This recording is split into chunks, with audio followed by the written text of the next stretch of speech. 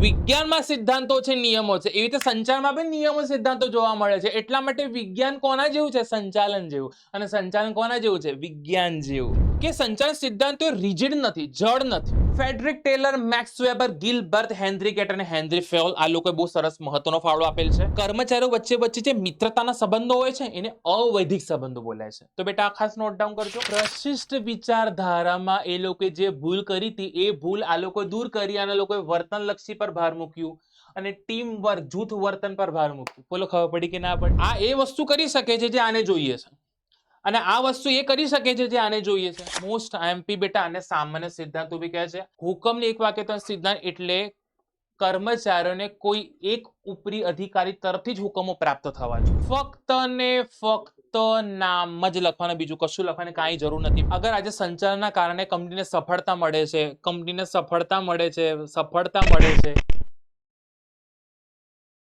Hello, નમસ્તે, સત શ્રી અકાલ, કેમ છો? વનકમ, કશા કાય माझी क्यूटी पाई मंडली. હું છું તમારો ભાર્ગવ ગાયકવાડ, તમારો ટીચર, તમારો દોસ્ત. સ્વાગત કરું છું બેટા તમારું પીડબ્લ્યુ ગુજરાતી કોમર્સમાં. વન શોટ જાવ. હવે તમારા માટે બેટા મેં વન શોટ લઈને આવી ગયો છું બીજા ચેપ્ટરનું. હવે પાછું તો પહેલા ચેપ્ટરમાં તો તમે જોયું છે કે વન શોટ કોને કહેવાય, પણ વન શોટ એટલે શું? તે વન શોટ એટલે જે તે ચેપ્ટરનું સંક્ષેપીકરણ, એટલે જે ચેપ્ટરમાં જે ટોપિક્સ આપેલા છે એ ટોપિક્સને આપણે ટૂંકમાં સમજીશું જેથી આપણી ક્લિયરિટી આવી જાય. હવે એક વસ્તુ કહું તમને, આ જે વન શોટ છે ને બેટા એ બે પ્રકારના વિદ્યાર્થીઓ માટે છે. જુઓ કયા વિદ્યાર્થીઓ માટે છે આપણે સમજી લઈએ. તો બેટા વન શોટ ચેપ્ટર 2 સંચાલનના સિદ્ધાંતો, તમારો ભાર્ગવ ગાયકવાડ, પોઈન્ટ બુક વાલા, બરાબર છે. હવે એક વસ્તુ તમને કહેવાની છે. વસ્તુ એ કહેવાની છે કે બેટા આજે તમે વન શોટ જોઈ રહ્યા છો, વન શોટ એ બે સ્ટુડન્ટ્સ માટે છે. એ બે પ્રકારના સ્ટુડન્ટ્સ માટે છે. પહેલું એવા વિદ્યાર્થીઓ માટે છે કે જેને આ ચેપ્ટર ભણેલું છે. પાછું બહુ ધ્યાનથી સમજજો, આ વન શોટ છે. વન શોટ એ બે ટાઈપ્સના સ્ટુડન્ટ્સ માટે છે. પહેલા એવા ટાઈપ્સના સ્ટુડન્ટ્સ માટે છે કે જેણે આ ચેપ્ટર ભણેલું છે. તો આ વન શોટ એના માટે ફિનિશિંગ જેવું કામ કરશે. મતલબ ઓલરેડી એને ચેપ્ટર ભણેલું છે, હવે વન શોટમાં એને બધા પોઈન્ટ ઉપરથી ટૂંકમાં સમજી જશે તો આખો એનો ચેપ્ટર કમ્પ્લીટ ફિનિશિંગ સાથે તૈયાર થઈ જશે. અને બીજા એવા વિદ્યાર્થીઓ માટે છે કે જેને આ બિલકુલ ચેપ્ટર નહીં ભણ્યું છે ને. કમાલની વાત, મતલબ જેને આ ચેપ્ટર ભણ્યું છે એના માટે પણ આ વન શોટ બહુ ઉપયોગી છે અને જેના માટે નથી ભણ્યું એના માટે ઉપયોગી છે. પણ સર એ કેવી રીતે? જેને બીજું ચેપ્ટર નથી ભણ્યું, જેને વન શોટનો જે ચેપ્ટર જોઈએ ચેપ્ટર એને નહીં ભણ્યું, તો બેટા એ તમે જુઓ અને જ્યારે ખરેખર એ ચેપ્ટર ચાલશે ને ત્યારે તમને તરત ખબર પડી જશે. કેમ ખબર છે? કારણ કે એના બેઝિક્સ ટર્મ્સ તમને ક્લિયર હશે.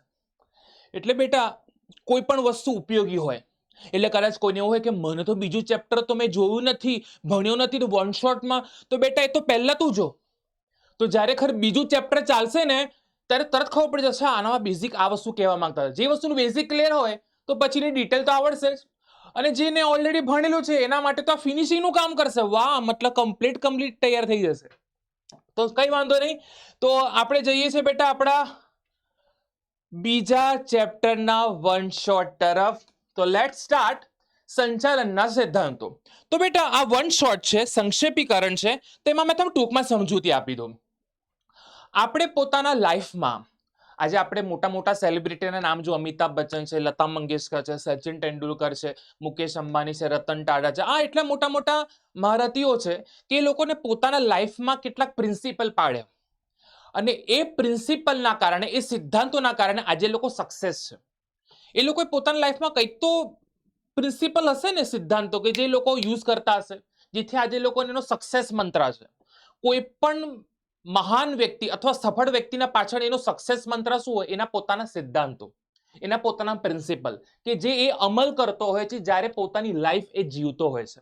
તો મેં તમને એવું કહેવા માંગુ છું કે પ્રિન્સિપલ સંચાલનના પણ હોવા જોઈએ જેથી સંચાલન સફળ બને.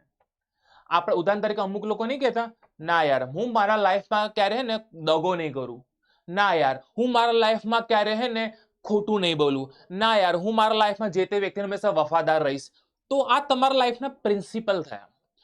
પછી વોટ્સઅપની લેંગ્વેજમાં અમુક લોકો નહીં લખતા my life my rules. This is also call principal, કે ભાઈ મારા લાઈફમાં મારું જ ચાલશે, બીજું કોઈ નહીં ચાલે. બરાબર છે. સો આ બધા તમે જે બોલો છો ને, મેં તો આવું જ કરીશ, મેં મારા લાઈફમાં આવું તો ના કરું, મેં તો મારા લાઈફમાં આવું પ્રામાણિક રહીશ, ઓનેસ્ટ રહીશ, લોયલ રહીશ, તો it is your principle of your life my dear. તો એવી રીતે કેમ આ બધું પ્રિન્સિપલનો ઉપયોગ કરો, જેથી પોતાની લાઈફને તમે સફળ બનાવી શકો, સરળ બનાવી શકો, જોરદાર બનાવી શકો. બસ એવી રીતે સંચાલનને પણ જોરદાર સફળ બનાવવું હોય તો કેટલાક સિદ્ધાંતો છે જે આપણે ભણીશું.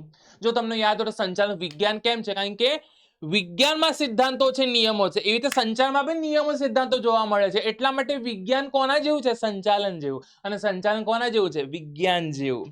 તો બેટા ક્લિયર થઈ ને? બેટા જેવું મજા આવે, જો કોઈ કોન્સેપ્ટ મજા આવે તો કોમેન્ટ કરો, સર આ મસ્ત હતું, લખીને કે સર આ કોન્સેપ્ટ, આ વાક્ય બહુ જોરદાર હતું. એક વસ્તુ કહો, આજે ગાડી ચાલે પેટ્રોલથી, આજે ગાડી ચાલે પેટ્રોલથી, અને મારી પોતાની બોલવાની ગાડી ચાલે તમારા કોમેન્ટથી.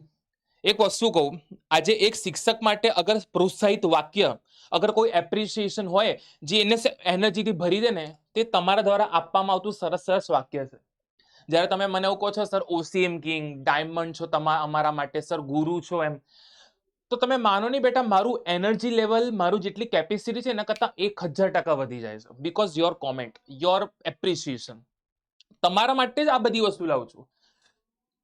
અમુક ટોપિક રિલેટેડ પિક્ચર્સ બનાવવા, જેથી પિક્ચર્સ તમને, અને પિક્ચર્સ તો તમને મારા બહુ ગમે છે કે સર તમારા પિક્ચર્સ બહુ મસ્ત છે, તો કઈ વાંધો નહીં. આ કોન્સેપ્ટ હતો સંચાલન સિદ્ધાંતો. Late start.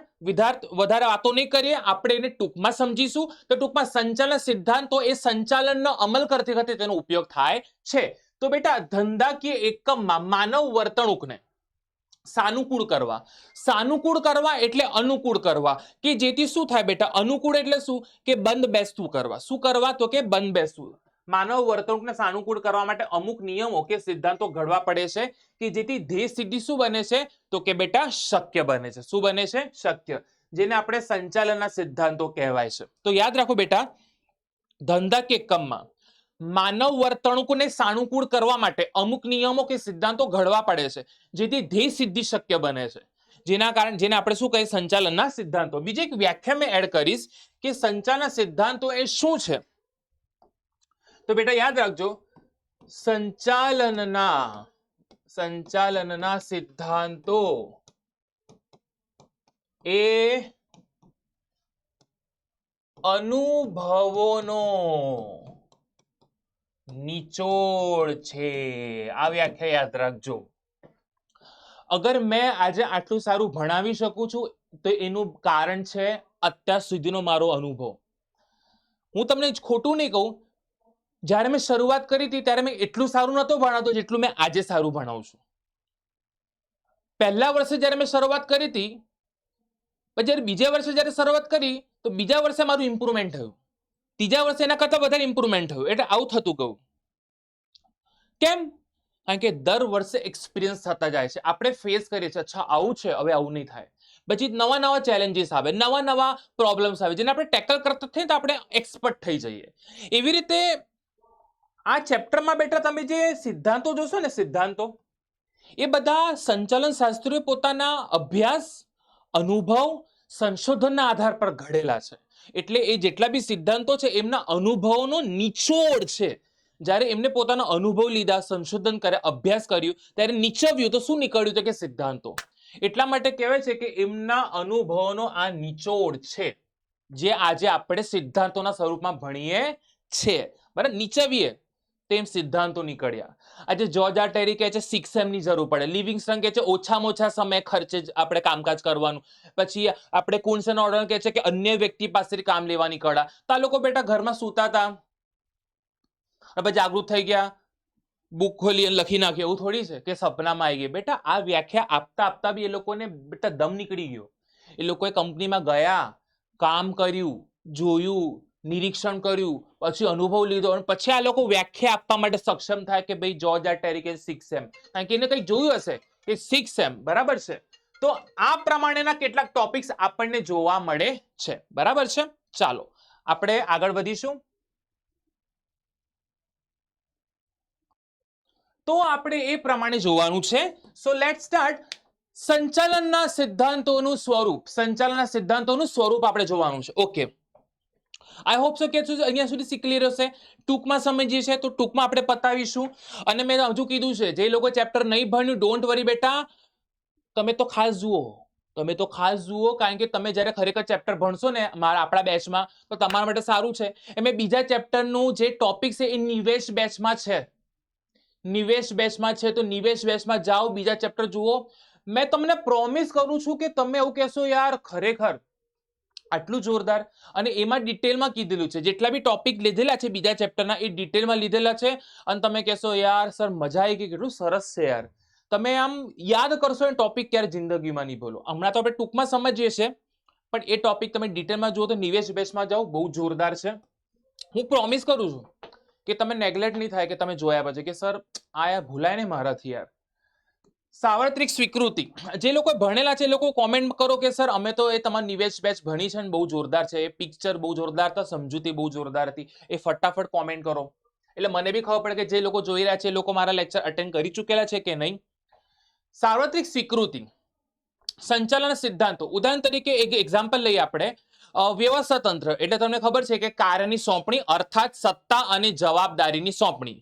વ્યવસ્થા તંત્ર એટલે કાર્યની સોંપણી અર્થાત સત્તા અને જવાબદારીની સોંપણી. હવે સત્તા અને જવાબદારીની સોંપણી આપણે કયા આધાર પર આપીએ છીએ? વિશિષ્ટીકરણ. અગર મેં આજે મહેશને આ કામ સોંપું છું તો એનું કારણ શું છે? કારણ કે મહેશને એ કામ આવડે છે અને મહેશ એ કામમાં એક્સપર્ટ છે, એને એ લાયકાત મેળવેલી છે. એટલે જવાબદારી કેમ આપી એને કામની? કારણ કે એને એ આવડે છે અને એ જવાબદારી આપ્યા પછી મેં એને સત્તા આપી જેથી કરી શકે. એટલે સત્તા જવાબદારી એક આપી, કયા આધાર પર આપી, કયા પ્રિન્સિપલ? તો કે શ્રમ વિભાજન અને વિશિષ્ટીકરણ. એવી રીતે વ્યવસ્થા તંત્ર શું છે એ પહેલા ચેપ્ટરે આપણને શીખવાડ્યું કે કાર્યની સોંપણી અર્થાત સત્તા અને જવાબદારીની સોંપણી. હવે બીજું ચેપ્ટર તમને એ શીખવાડશે કે વ્યવસ્થા તંત્રમાં જે સત્તાની જવાબદારી છે તો એને સક્સેસફુલ કરવા માટે આપણે કયો સિદ્ધાંત અમલમાં મૂકીશું? તો કે શ્રમ વિભાજન અને વિશિષ્ટીકરણ. એટલે કામ સોંપીશું તો કયા આધાર પર? તો કે વિશિષ્ટીકરણના સિદ્ધાંતના આધાર પર. એટલે સાર્વત્રિક સ્વીકૃતિ કેમ કે છે? તો બેટા તમારા માટે સરસ પિક્સ ટૂંકમાં સમજી લઈએ. બકા એક વસ્તુ છે, સંચાલન સર્વવ્યાપી છે, સર્વવ્યાપી છે. તો એવી રીતે સંચાલન સિદ્ધાંતો પણ સાર્વત્રિક સ્વીકૃતિ ધરાવે છે. સાર્વત્રિક એટલે બધે, સ્વીકૃતિ એટલે સ્વીકાર્ય. અગર સંચાલન બધે હોય તો બેટા સંચાલન સિદ્ધાંતો તો બધે જ હોય ને બેટા. અગર સીધી વસ્તુ છે, પશુ બહાર આગળ જઈ રહ્યો તો પૂંછડી બી જશે ને. હા બરાબર. તો યાદ રાખજો, તો એક વાઘ છે પહેલું ચેપ્ટર, તેની પૂંછડી બીજું ચેપ્ટર, હાથે હાથે જ જવાનું છે. હા તો બેટા આ કંપનીમાં બી ઉંમર થાય, નાના નાના દુકાનોમાં, કોઈ બી સ્કૂલોમાં લઈ લો, બરાબર છે, કોઈ મોટા હોસ્પિટલમાં લઈ લો, તો આ બધી જગ્યા પર એનો અમલ તો થવાનો છે. પરિવર્તનશીલતા કે જેમાં બેટા મેં બે પ્રકારના ઉદાહરણ લઈશ કે સંચાલન સિદ્ધાંતો રિજિડ નથી, જડ નથી. જડ ના હોય એ હે ને જડ. એક મિનિટ આપણે સરસ મજાનું લખીએ. યસ, એ ને બેટા જડ નથી પણ કેવા છે? પરિવર્તનશીલ. કેવા છે? પરિવર્તનશીલ. સર કયા આધાર પર કહો છો? તો બેટા જડ નથી, પરિવર્તનશીલ છે. કેમ? એનું કારણ કહું. કેન્દ્રીકરણનો સિદ્ધાંત. કેન્દ્રીકરણનો સિદ્ધાંત એટલે એવો સિદ્ધાંત કે જેમાં કેન્દ્રીકરણનો સિદ્ધાંત, આમાં મેં પોતે ઉદાહરણ આપેલું છે. ચોપડીનું જે ઉદાહરણ છે એ થોડું અલગ છે. તો કદાચ તમે મારું ઉદાહરણ જોવું હોય તો મેં તમને કીધું છે એ બેચમાં જઈને તમે જોઈ શકો છો. હવે મારી વાત બહુ ધ્યાનથી સાંભળજો. કેન્દ્રીકરણ સિદ્ધાંત એટલે કે જેમાં જે તે કાર્ય અથવા નિર્ણય લેવાની સત્તા એક વ્યક્તિ પાસે હોય અથવા અમુક વ્યક્તિ પાસે હોય, એને કેન્દ્રીકરણ કહેવાય. ઓકે, પાછું એક વાત, જ્યારે કોઈ પણ કાર્ય કરવાની અથવા નિર્ણય લેવાની સત્તા કોઈ એક વ્યક્તિ પાસે હોય અથવા અમુક જ વ્યક્તિ પાસે હોય, એને કહેવાય કેન્દ્રીકરણ. ઓકે. અને જ્યારે કોઈ પણ કાર્ય કે નિર્ણય લેવાની સત્તા બધા વ્યક્તિ વચ્ચે સોંપી દેવામાં આવે કે આ તું કર, આ તું કર, આ તું કર, આ તું કર, આ તું કર, એને કહેવાય વિકેન્દ્રીકરણ. શું બોલ્યા તેને? વિકેન્દ્રીકરણ. કેન્દ્રીકરણમાં 4 કામ એક વ્યક્તિ કરે, વિકેન્દ્રીકરણમાં 4 કામ 4 વ્યક્તિ કરે. બોલો, ખબર પડી ગઈ? કેન્દ્રીકરણમાં 4 કામ એક વ્યક્તિ કરે અને વિકેન્દ્રીકરણમાં 4 કામ 4 વ્યક્તિ દ્વારા થાય. એનું કારણ શું? કે જ્યારે તમે કોઈ નાનું ધંધા કે એકમ ઓપન કરો છો, as you can see there is a small shop, કે જેમાં જે શોપ નો ઓનર હશે એ વસ્તુ લાવતો બી હશે, વેચતો બી હશે, કેશિયર બી હશે, હિસાબ બી એ જ રાખશે, નાની મોટી સફાઈ જે કરવાની હશે વહીવટી કામ એ જાતે જ કરી લેશે. હવે મને કહો, આને પોસાશે કેશિયર રાખવાનું? શું આને પોસાશે સીએ રાખવાનું? શું આને પોસાશે પરચેઝર કે પછી માર્કેટર રાખવાનું? તો ના, આ બધું જાતે જ કરી નાખશે. એટલે એને કેન્દ્રીકરણ કહેવાય કે બધા 10-15 નાના મોટા કામ હશે જાતે જ કરી નાખશે. પણ જ્યારે બેટા તમે કંપની સ્વરૂપમાં જાઓ છો ત્યારે નોટ પોસિબલ કે તમે આ બધા કામ જાતે કરો. આજે મુકેશ અંબાણી છે, અંબાણી ગ્રુપ છે, તો બેટા એ અંબાણી ગ્રુપમાં શું એ બધું કરે છે? મોબાઈલ બનાવે છે, બરાબર, તમારા પેકેજીસ આપે તમને પેલા નેટના, નહીં, એ બધી વસ્તુ થોડી કરતો હશે, બરાબર છે. એ તો શાંતિથી બેસેલું છે, એ બધા કામ એને સોંપી દીધેલા છે, એ વિકેન્દ્રીકરણ છે. કારણ કે મોટી કંપનીમાં ઘણા બધા કામ હોય, તો ઘણા બધા કામમાં એક્સપર્ટાઇઝ આવે એના માટે આપણે અલગ અલગ વ્યક્તિને અલગ અલગ કામ સોંપીશું. 4 કામ 4 વ્યક્તિ, પણ કેન્દ્રીકરણમાં 4 કામ 1 વ્યક્તિને. એટલે મને શું કે જ્યારે નાનું ધંધા કે કામ હતું તો આપણે કેન્દ્રીકરણનો સિદ્ધાંતને અમલમાં મૂક્યો, પણ જ્યારે એ શોપના ઓનરને સફળતા મળી અને મોટું ધંધા કે કામ ગયો, એટલે કે પહેલા નાની દુકાન હતી એની અને જ્યારે મોટી દુકાન તરફ ગયો તો એને કયો સિદ્ધાંત અપનાવતો કે વિકેન્દ્રીકરણ. એટલે પરિવર્તનશીલ સંચાલન સિદ્ધાંત જડ નથી કે ના કેન્દ્રીકરણ કેન્દ્રીકરણ. જ્યારે તમારા ધંધા કે કામનું કદ બદલાય, સ્વરૂપ બદલાય, બરાબર છે, નાના પાયાથી મોટા પાયા પર જાઓ તો તમે એ ફ્લેક્સિબલ છો કે તમે સિદ્ધાંતો ચેન્જ કરી શકો છો. પહેલા કેન્દ્રીકરણ હતું, હવે વિકેન્દ્રીકરણ યુઝ કરી શકે છે. સામાન્ય છે, તમને સંચાલન સિદ્ધાંતો બેટા ગાઈડન્સ આપે છે કે તમે આમ કરવાનું છે, આમ કરવાનું છે. આપણે કોઈ જગ્યા પર જઈએ, રોડ પર જોઈએ તો આપણે કેવું ગાઈડન્સ મળે છે કે આ રસ્તો આ સાઈડ પર જાય છે, કે આ રસ્તો જમણી બાજુથી લઈને ડાબી બાજુ વળી જશે તો તમને મળી જશે. આપણે બધા એક્સપ્લેન, આપણા હાઇલાઇટર્સ નહીં જોતા રસ્તા પર, ઇટ જસ્ટ ગાઈડન્સ, આમ જાઓ અને પછી ડાબી બાજુ વળી જજો. આપણે ગુજરાતી મહિલાઓ આગે જાકે જમણી બાજુ વળ જાને કા પણ બહુ સ્વીટ છે. મને આ પ્રકારનું હિન્દી એકચ્યુઅલી મને બહુ ગમે છે. આઈ લવ ઇટ, મને બહુ જ ગમે છે. આપણા ગુજરાતીઓ છે ને બહુ આમ સ્વીટ હોય છે. હિન્દી એ લોકોને આમ જોઈએ ને તો આમ મજા આવી જાય. એસ્પેશિયલી મને તો બહુ સાંભળવાનું ગમે છે. તો ગાઈડન્સ આપીએ છીએ, તો એવી રીતે સંચાલન સિદ્ધાંતો બી ગાઈડન્સ આપે છે કે ભાઈ નાનો ધંધા કેમ છે તો કેન્દ્રીકરણ, મોટું ધંધા કેમ છે તો વિકેન્દ્રીકરણ, બરાબર છે. તો આ એક ગાઈડન્સ આપે છે, સામાન્ય માર્ગદર્શિકા, બરાબર છે. માનવ વર્તન ઉપર આધારિત. તો મને કહો, આ જેટલા બી સિદ્ધાંતો છે તો મને આ સિદ્ધાંતો જેટલા બી તમે ભણ્યા, આ સિદ્ધાંતો માં જે આપણે તમે જે સંચાલન શાસ્ત્રી જો છે, સંચાલન શાસ્ત્રીએ કોના પર અભ્યાસ કર્યો છે? કોના પર અભ્યાસ કર્યો છે? બોલો, ચાલો હેંડો. આ લોકોએ કોના પર અભ્યાસ કર્યો છે? માણસો પર અભ્યાસ કર્યો છે. કોના પર અભ્યાસ કર્યો છે? માણસો પર અભ્યાસ કર્યો છે. એમના અનુભવનો નિચોડ છે, હું માનું છું. એમના અનુભવનો નિચોડ છે, મેં માનું છું. પણ આ જે અનુભવ લીધો, એમને જે અભ્યાસ કર્યા, એમને જે સંશોધન કર્યું, એ કોના પર કર્યું? એ કોના પર કર્યું? માણસો પર કર્યું. એ લોકોની સાયકોલોજી સમજી કે અચ્છા આ કેસમાં માણસ આ રીતે રિએક્શન આપે છે, અચ્છા અગર મેં આવું કહું છું તો આ રિએક્શન આપે છે, અચ્છા મેં સેમ વસ્તુ કીધી પણ આનું રિએક્શન અલગ હતું ને આનું રિએક્શન અલગ હતું. એટલે અલગ અલગ વ્યક્તિ અલગ અલગ વર્તણૂક ધરાવે છે, અલગ અલગ વ્યક્તિ અલગ અલગ વિચારધારા ધરાવે છે. એટલે મને અલગ અલગ વ્યક્તિને હેન્ડલ કરવા માટે અલગ અલગ લાકડી મારા પાસે રાખવી પડશે. અચ્છા, so this is experience. This is the experience. અગર મેં કોઈ સ્ટુડન્ટ્સને લડું છું તો એ શાંત થઈ જશે, પણ એ જ વસ્તુ બીજા સ્ટુડન્ટ્સ પાસેથી એક્સપેક્ટેશન ના રાખી શકું, કદાચ એ આર્ગ્યુમેન્ટ બી કરે. જો એક વસ્તુ છે કે દરેક વ્યક્તિઓની, મેં સ્ટુડન્ટ્સ નહીં કહું, દરેક વ્યક્તિની પોતાની સાયકોલોજી અલગ હોય. અગર મેં કોઈને ગાઈડન્સ આપું છું તે મને થેન્ક યુ કહેશે. અગર મેં કોઈને બીજાને ગાઈડન્સ આપું તે કહેશે બધા ડાયો ના બન.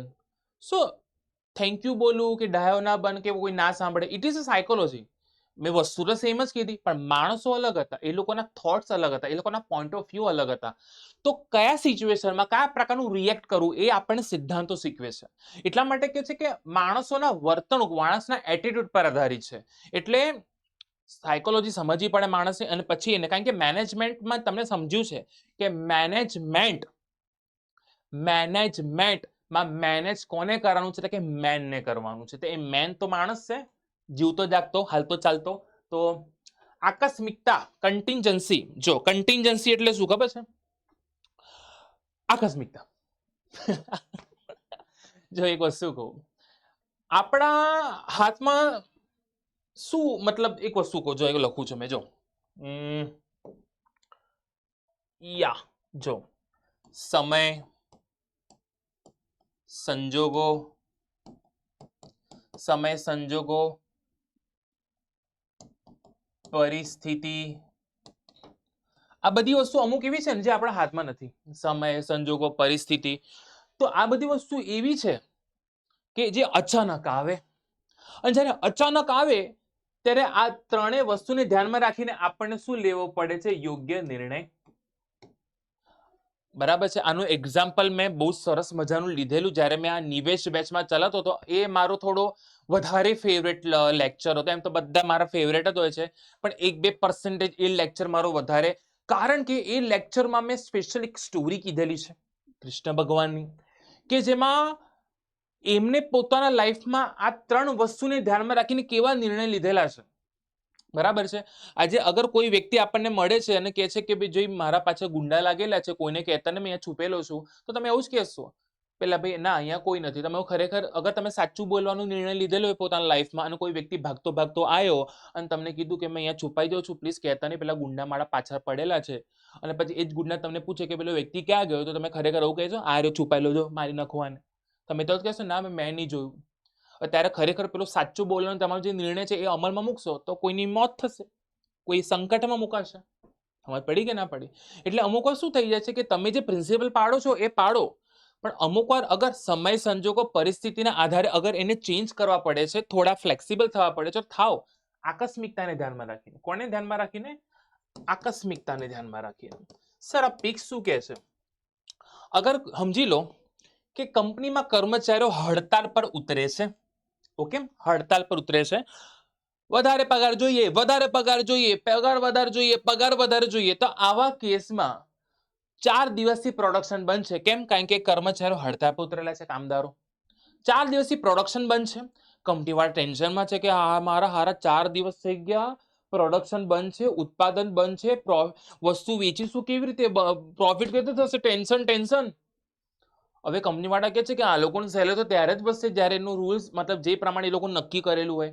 પણ આવા કેસમાં હવે જો પ્રોડક્શન બંધ જ થઈ ગયું છે તો ઉત્પાદન નહીં થાય, વેચાય નહીં, પ્રોફિટ નહીં થાય, કંપની ચાલશે કેવી રીતે? તો અમુક વાર કંપનીએ સંજોગો જોઈને, સમયને ધ્યાનમાં રાખીને, પરિસ્થિતિને આકસ્મિકતાને ધ્યાનમાં રાખીને એકવાર એ લોકોનો પગાર વધારો કરીને કામ ચાલુ કરાવી દેવું જોઈએ. એને આકસ્મિકતા કહેવાય. બરાબર છે. બરાબર, એ લોકોને મહેનતાણું જે માંગે છે હાલ પૂરતું એ લોકોને આપીને કામકાજ ચાલુ કરાવી દેવું જોઈએ. આને કહેવાય આકસ્મિકતા.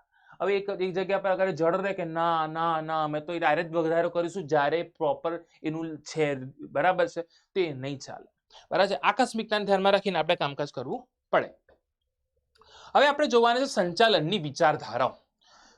તો અહીંયા છે ને બકા 3 પ્રકારની વિચારધારા તમને જોવા મળશે. કયા પ્રકારની? તો બધા બહુ ધ્યાનથી સાંભળશે. એક તો આવે છે પ્રશિષ્ટ વિચારધારા.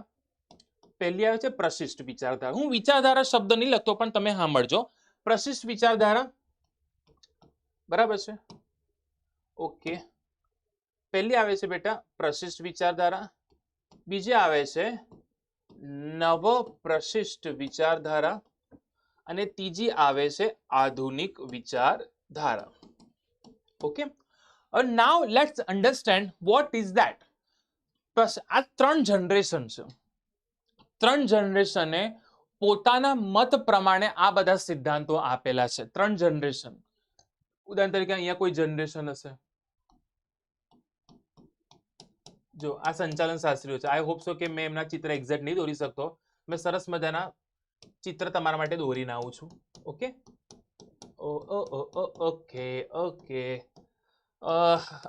આવા ચિત્ર મને આવડે બેટા, ખરેખર ચિત્ર દોરતા તો નહીં આવડતું, સોરી શું છે. ચલો હસતા કરી દઈએ આપણે થોડા. હસો બેટા, હસો. સંચાલન શાસ્ત્રી આપણા યા અને ખુશ. ના, થોડા રડતો દેખાય છે, આપણે એને હસતો કરી દઈએ. વાહ. જો હવે એક વસ્તુ કહું, જો 3 જનરેશન છે. આ 19મી સદીની જનરેશન છે. કઈ સદીની જનરેશન છે? 19મી સદી. 19મી સદી. હવે 19મી સદીમાં આ 3 જણા ને ખાસા બધા છે. આ તો જસ્ટ મેં તમને આ સંચાલન શાસ્ત્રીઓ આવ્યા અને સંચાલનને સારું બનાવવા માટે આ લોકોએ પોતાના વિચારો આપ્યા. એને કહેવાય વિચારધારા. અમુક વાર આપણે નહીં બોલતા તારી આ વિચારધારા મને જરાય નહીં ગમતી, અમુક વાર આવું બી બોલીએ છે, તારી આ વિચારધારા મને બહુ ગમે છે. થોટ, વિચારધારા એટલે થોટ. તો 19મી સદીના અંતમાં કેટલાક સંચાલન શાસ્ત્રીઓ આયા અને એ લોકોએ સંચાલનને સારું બનાવવા માટે કેટલાક વિચારો આપ્યા, જે આપણે વિચારધારા કહીએ છીએ. એટલે એને કહેવાય પ્રશિષ્ટ વિચારધારા. શું બોલે તેને? પ્રશિષ્ટ વિચારધારા. હવે તમને જ ખબર છે, સમય આગળ વધે, સમય તો આગળ જાય. આજે તમારા દાદા જે પ્રમાણે વિચાર ધરાવતા હતા એ વિચાર આજના જમાનામાં ખરેખર ના ચાલે, કારણ કે હવે જમાનો બદલાયો છે. મેં એવું નહીં કે તે ખોટા હતા, મેં એવું કહેતો જ નથી તમારા દાદા કે પરદાદા ખોટા હતા. એ પોતાના ટાઈમમાં એકદમ સાચા હતા, જે ટાઈમમાં એ જીવતા હતા. સમજો તમારા માટે, તમારા દાદા કે અથવા પરદાદા જે વિચાર ધરાવતા હતા એ સાચું જ ધરાવતા હતા, પણ એ ટાઈમમાં એ સાચા હતા. પણ બેટા એ વિચાર હવે અનુકૂળ આવે એમ નથી, કારણ કે સમય બદલાયો ને, સમય બદલાયો. હવે તમે જે પોતે વિચાર ધરાવો છો ને એ વિચાર આજથી 30-40 વર્ષ પછી અનુકૂળ નહીં આવે, એના બદલાવ લાવવા પડશે. ચલો આજે તમારા દાદા પરદાદા, મારા પોતાના દાદા મેં મહારાષ્ટ્રીયન છું, તો એક ટોપી પહેરતા હતા અને એક પ્રોપર જે આમ ટ્રેડિશનલ આવે ને ક્લોથ એ પહેરતા હતા. ખરેખર મને સાચું કહેજો, હવે એ ક્લોથ્સ પહેરીને હું ખરેખર બહાર ફરી શકું છું? પણ એ સમયમાં એ પ્રોપર ગણાતું હતું, એટલે પેલું કહેવાય છે કે એ ખોટું નતું, પણ એ સમય પ્રમાણે સાચું હતું. એવી રીતે પ્રસિદ્ધ વિચારધારા જે 19મી સદીમાં સંચાલન શાસ્ત્રીઓએ આપી હતી એ સમય જતા હવે અનુકૂળ નથી આવતી. તો બીજી જનરેશન વાળા આયા, આ લોકો આયા અને એમને નવા પ્રશિષ્ટ આપી, જે 20મી સદીના આસપાસ કહી શકાય છે. સમજ પડી? એનામાં આગળ નવ પેલું પ્રશિષ્ટ ક્લાસિકલ જૂની હતી. આ પ્રશિષ્ટમાં બીજા સંચાલન શાસ્ત્રીઓ આવ્યા અને એ લોકોએ પોતાના પાછા નવા વિચારો રજૂ કર્યા કે હવે આ સમયમાં આ વસ્તુ અનુકૂળ આવશે, જેને કહેવાય છે પેલું પ્રશિષ્ટ, એને કહેવાય નવ પ્રશિષ્ટ, ન્યૂ ક્લાસિકલ. પછી આ લોકોની વિચારધારા બી સમય જતા થોડી જૂની થવા લાગી, કારણ કે જનરેશન ચેન્જ થઈ, ટાઈમ ચેન્જ થયો. પછી 21મી સદીના આસપાસ કોણ આયા? આ સંચાલન શાસ્ત્રીઓ. એ કોણ છે એના નામ જોઈશું આપણે, જેને આધુનિક વિચારધારા કહેવાય. આધુનિક વિચારધારા. Total there are 3 generations, 3 thoughts, 3 વિચારધારાસ. હવે મને કહેજો આ તમને કેવું સમજવામાં કેવું લાગ્યું? હજુ તમે સમજાવું નથી, હજુ તમે સમજાઈશ અંદરનું. તમને કેવું લાગ્યું? એ કોમેન્ટ સેક્શન બેટા ખાસ કરજો, કારણ કે આ વિચારધારામાં છોકરા હોય ને આમ goal goal goal goal goal ફરે, બહુ જ ગોલ ફરે, ખબર જ નહીં પડતી. પણ મેં તમને બેટા પાઠ પાડીને આપી દીધા કે આ 19મી સદીના અંતમાં રજૂ થયેલી છે, આ 20મી સદીના આસપાસ અને 21મી સદીના આસપાસ રજૂ થયેલી છે. 3 જનરેશન, 3 વિચારધારા, 3ના ખ્યાલો અલગ અલગ. પણ એ અલગ અલગ નતા, આ ખોટા નતા, આ લોકો ખોટા નતા, આ લોકો સાચા હતા, પરંતુ પોતાના સમયમાં સાચા હતા. પણ આ લોકોનો જે થોટ હતો હવે 20મી સદીને અનુકૂળ નતો આવતો, એટલે 20મી સદીને અનુકૂળ આવે એવા સંચાલન વિચારો પછી આ લોકોએ રજૂ કર્યા. પછી આ લોકોના વિચારો હવે 21મી સદીને અનુકૂળ નતા આવતા, અથવા થોડા ચેન્જીસ કરવા પડ્યા, કાં તો જરૂર હતી ચેન્જીસ કરવાની. તેના માટે આ લોકો આયા, જે લોકોએ આધુનિક વિચારધારા આપી. શું ખબર આગળ જઈને તમે લોકો કંઈક સંચાલન શાસ્ત્રી બની જાતો, મેં સંચાલન શાસ્ત્રી બની જાઉં અને મેં પાછી નવા આધુનિક વિચારધારા ચોથી હોઈ શકે છે. Don't underestimate myself also, yourself too. બરાબર છે? So let's start. સંચાલન વિચારધારા જેમાં આપણે પ્રશિષ્ટ 19મી સદીના અંતમાં રજૂ થઈ છે. બેટા આ લોકો મહાનુભાવો છે. Frederick Taylor, Max Weber, Gilbert, Henry Gantt અને હેનરી ફેલ, આ લોકોએ બહુ સરસ મહત્વનો ફાળો આપેલ છે. બરાબર છે? એ લોકો શું કીધેલ છે એ આપણે જોવાનું છે. ઓકે, તો બેટા નામ યાદ રાખજો, ટૂંકમાં સમજૂતી થોટ મેં તમને સમજાવી દીધા છે. હવે જે લોકોને એવું હોય કે સર આ મને ડિટેલમાં સમજવું છે, તો બેટા ફટાફટ બેચ જોઈન કરી લો. એમાં મેં તમને આ વિચારધારા એવી કરાઈશ ને, પ્રોમિસ, પ્રોમિસ, ફાલતુ વસ્તુ નહીં, કે તમે યાદ કરશો કે સર આ વિચારધારા, કારણ કે મોસ્ટલી આ વિચારધારા ને લોકોના મગજમાં નથી ઉતરતી, બોરિંગ લાગે છે અથવા ટિપિકલ લેંગ્વેજની લાગે છે. તો મેં તમને પ્રોમિસ આપીશ બેટા કે આ તમને કરાવી દઈશ. આ અગર આગળનું તમે ખબર પડે તો વિચાર કરો, ડિટેલમાં મેં તમને કેવી રીતે સમજાવીશ. આ તો થોડું સંક્ષેપીકરણ છે, વન શોટ છે, એટલા માટે. ઓકે, ચલો. હા, વૈજ્ઞાનિક સંચાલન સિદ્ધાંતો અભિગમ. વૈજ્ઞાનિક એટલે આધુનિક, નવું. તે લોકો કહે છે કે એ લોકોના કામ કરવાના સમય પર ગતિ પર નિરીક્ષણ રાખવું, કે લોકો કેવું કામ કરે છે, કેટલા સમયમાં પતાવે છે, આ બધું ગતિ. એ લોકોની હલનચલન પર નિરીક્ષણ રાખવું કે ક્યાં જાય છે. બરાબર છે. વ્યવસ્થા તંત્રમાં વિશિષ્ટીકરણ એટલે જે તે વ્યક્તિને એ જ કામ સોંપો જેમાં સારું કામ કરી શકે છે. વિશિષ્ટીકરણ સ્પેશિયલ એક્સપર્ટ્સ, સારું વેતન આપો જે પ્રોત્સાહિત કરે. જવાબદારી બી એવી સોંપો જે એમને આવડતી હોય. પછી જેવું જેવું કહીને બી કોઈ ના સોંપો. કારણની સ્પષ્ટ સપાટીઓ નક્કી કરી દો કે કયું કામ કઈ સપાટીવાળા કરશે. હેતુ તે ઉચ્ચ સપાટીવાળા કરશે. એ પછી જે હેતુ પૂરું પાડશે કોણ આગળ લઈ જશે કે મધ્યમ સપાટીવાળા તળ સપાટી ખરેખર કામ કરશે. બરાબર છે. મર્યાદામાં આપણે જોઈ શકીશું કે નાણાકીય ઉત્તેજનને વધારે મહત્વ આપેલ છે. એટલે પૈસાથી તમે ખરીદી લેશો, અગર મેં એને પૈસા આપીશ તો એ મારું કામ કરશે ના. પૈસાથી એને ઉત્તેજના મળશે, પણ બેટા એની જે પ્રામાણિકતા છે ને, એની જે લોયલ્ટી છે ને, એ તમને જીતવી પડે. મેં પહેલા ચેપ્ટરના શોર્ટમાં કીધેલું, અગર તમે કોઈને ગન પોઈન્ટ પર રાખશો અને કહેશો કે તું મને ગમે છે એવું બોલ, તું મને ગમે છે એવું બોલ, તે બોલી દેશે. કેમ નહીં બોલે? કોઈને ગન પોઈન્ટ પર રાખશો તો કહી દે હા હા ગમે છે એવું કહેશે ને. પણ શું એ અંદરથી અવાજ છે? બેટા આ વસ્તુ એવી છે ને કે તમે કોઈને જો જબરદસ્તીથી બોલાય તો લેશો, પણ અહીંયાથી નહીં બોલાવી શકો. એ કોઈને નહીં બોલાવી શકો. એ તમને જીતવું પડે. બસ કર્મચારીને બી બેટા અહીંયાથી જીતવા પડે, તમારા વર્તનથી, તમારા વલણથી. એટલે કે છે કે પૈસાને મહત્વ આપો, પણ એટલું બધું ના મહત્વ આપો કે જેથી માનવીય અભિગમને ઓછું મહત્વ અપાય. એને જાણો, એ લોકોના સંબંધો સાચવો, એ લોકો વચ્ચે સંબંધો થવા દો. અગર વચ્ચે સારા સંબંધો હશે તો લોકો સારું કામ કરશે ને. અવૈધિક સંબંધોની અવગણના. અવૈધિક સંબંધો એટલે ટૂંકમાં સમજાઈશ મેં તમને.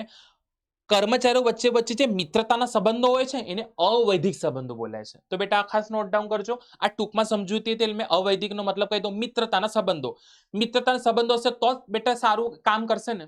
અગર તમારું મારા સાથે ના, અગર મારું કોઈ મારા કર્મચારી સાથે ના બને અને એનું મારા સાથે ના બને તો એની અસર કામ પર પડશે. સીધું જ કહું, કામ પર પડશે. એની કરે. બરાબર છે. નવા પ્રશિષ્ટમાં પછી કયા કયા લોકો હતા? આ લોકો આયા બેટા.